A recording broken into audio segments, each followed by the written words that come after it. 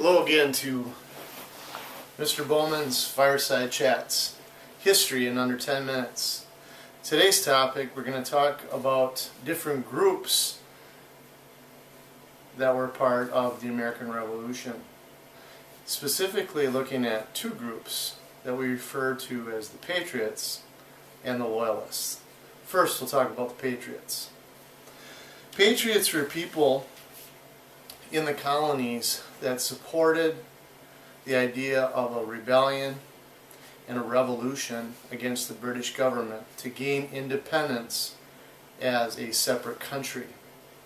Most of the patriots in the colonies were on the younger side, well educated, many wealthy. What was unique to their cause is their overall support by the ordinary men and women in the colonies, the farmers, the shop makers, blacksmiths, and how much support that they gained from many ordinary colonists. The Patriots believed that taxation policy that the British Parliament and the British government was placing on the colonies themselves was illegal. And their rallying cry, so to speak, the taxation without representation, which was first seen through the reaction to the Stamp Act, really underlined their true belief that the British government was doing things that were truly illegal.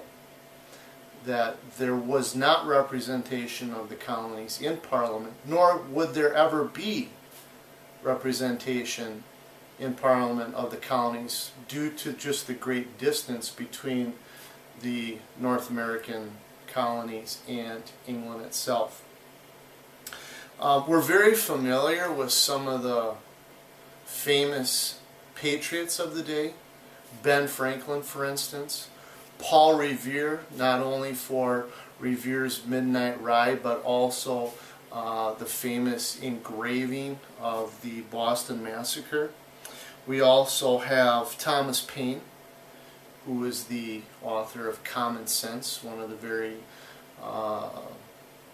inspirational pieces of literature toward the Revolution. Patrick Henry, the orator that gave us the famous quote, "Give me liberty or give me death." We also have Samuel Adams, who was really a professional instigator.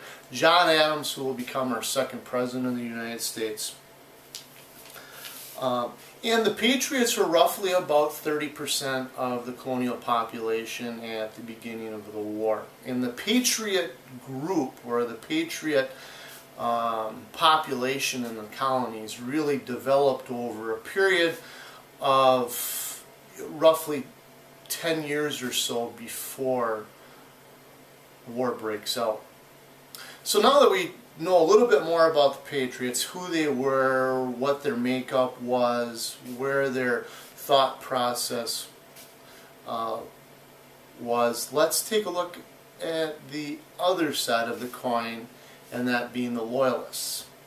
Loyalists, or Tories, or Royalists, or the King's Men, as the Patriots called them, made up roughly 30% of the colonial population before or right at the beginning of the war.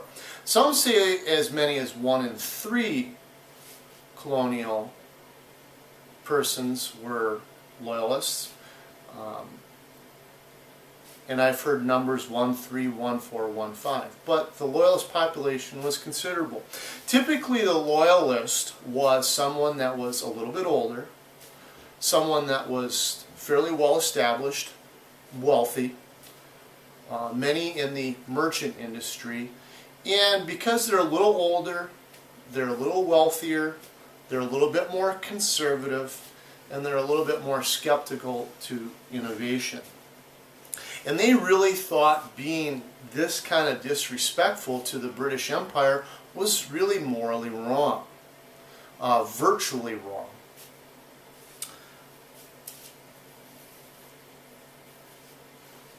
The Loyalists were loyal for a variety of reasons.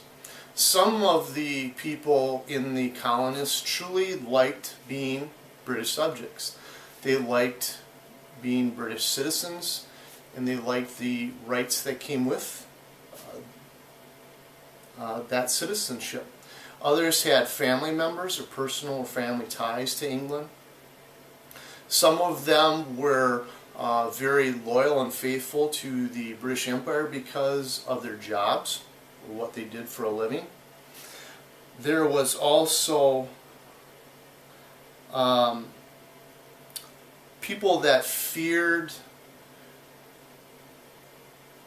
the disorder that could possibly develop out of this rebellious attitude, this revolution or revolting against the British Empire.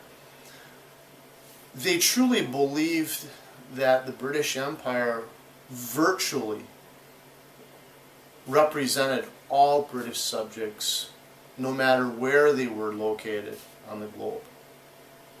And that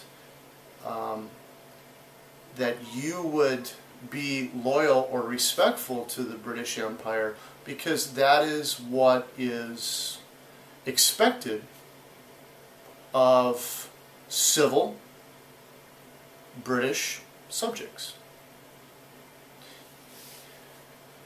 Many of the Loyalists, once the war begins, and as throughout the war and even after the war, many of the Loyalists are pressured out of the colonies. Many leave the colonies altogether. As many as 100,000 will leave North American colonies after the Revolution.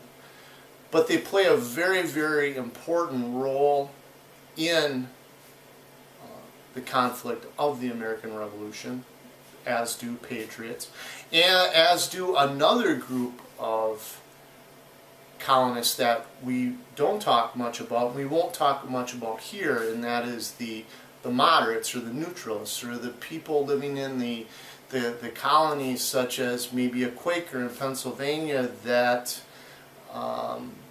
was a person that was not going to choose sides. And they were potentially 30% of the population, which many people feel is where the gaining of the support for the Patriots eventually would come from.